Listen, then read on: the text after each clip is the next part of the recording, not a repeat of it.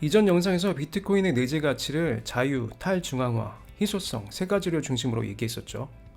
이번에는 조금 다른 측면에서 비트코인의 가치를 얘기해 보려고 합니다. 현대는 정보, 데이터가 돈이 되는 시대죠. 대표적으로 구글 같은 회사는 방대한 데이터를 보유하고 정보를 잘 검색할 수 있는 서비스 하나로 전 세계에서 가장 돈 잘 버는 회사 중 하나가 됐습니다. 우리나라에서는 네이버 같은 회사가 비슷하게 돈을 벌죠. 아마존, 페이스북, 카카오 같은 회사들도 결국 정보, 데이터로 돈을 법니다. 좋은 정보나 데이터를 저장하고 유통하고 제공하는 것만으로 훌륭한 비즈니스죠. 그런데 비트코인이 바로 정보입니다. 그것도 바로 돈 자체에 대한 정보죠.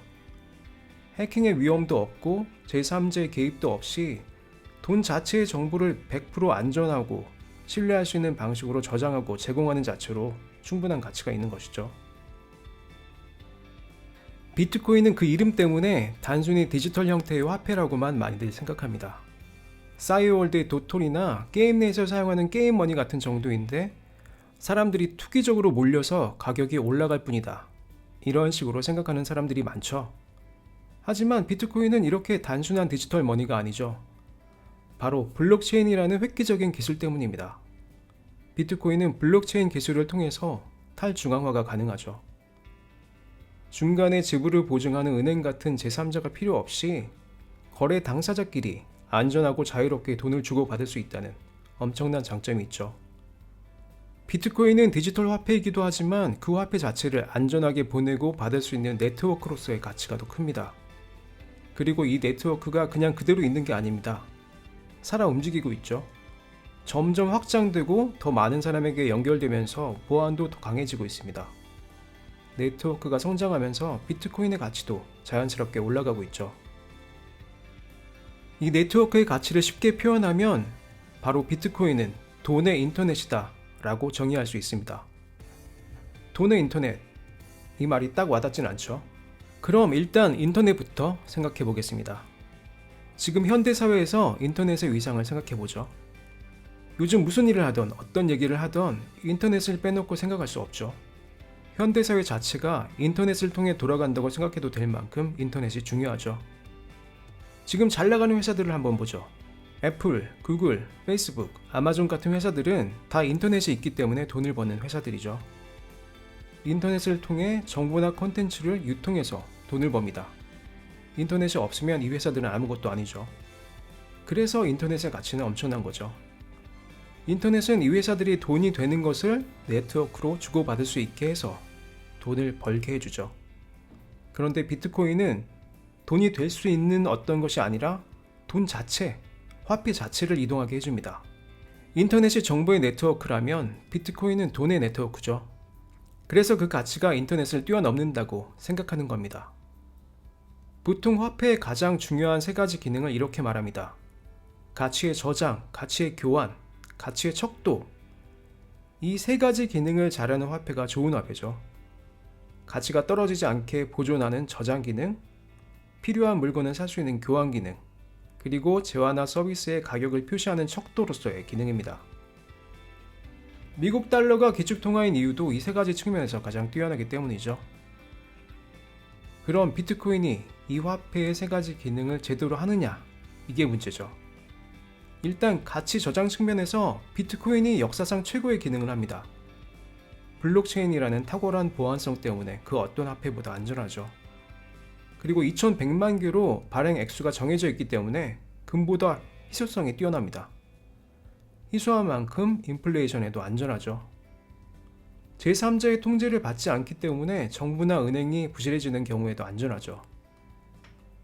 교환 기능도 탁월합니다.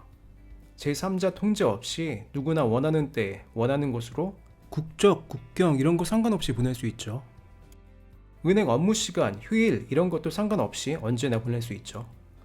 지금 해외 송금하려면 엄청난 수수료를 내고도 며칠씩 걸리는 걸 생각해보면 비교할 수 없는 편리함이죠.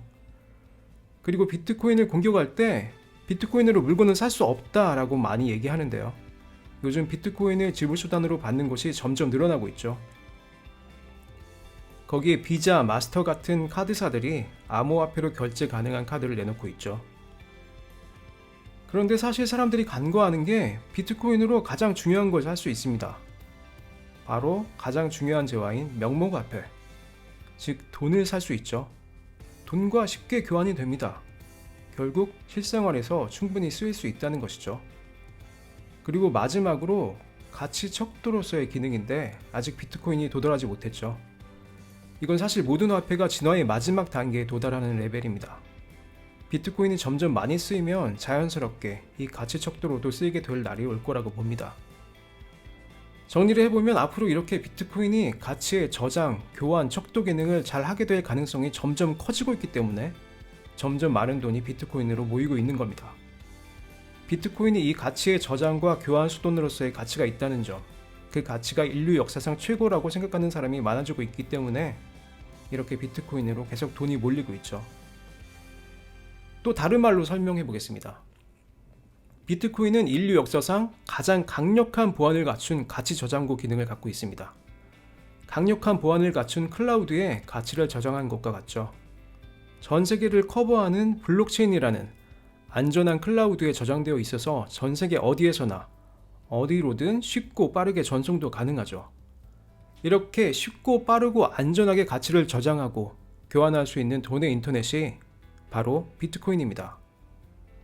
비트코인이 인터넷과 비슷한 점이 많기 때문에 그 발전 과정도 인터넷과 비슷할 거라고 생각하는 사람이 많습니다. 이 그래프는 기술 수용도 곡선이라고 하는데 기술이 만들어진 후에 사람들에게 얼마나 오랜 시간이 지나서 얼마나 많은 사람에게 수용되는지 쓰이는지 보여주는 그래프죠. 이 상단은 인터넷, 아래는 비트코인이라고 보면 됩니다. 인터넷과 비트코인을 겹쳐서 보면 비트코인의 현재 상황은 인터넷의 97년쯤과 비슷한 수용도를 보여준다는 거죠. 1997년의 인터넷 기억나는 분 있나요? 모뎀으로 전화선에 연결해서 쓰는 인터넷이었죠. 당시 초기 인터넷처럼 비트코인도 아직 초기라는 겁니다. 비트코인을 돈의 인터넷이라고 얘기했죠. 예전에 인터넷이 한창 발전해 나가는 시절에는 인터넷 자체에 직접 투자하기는 어려웠죠.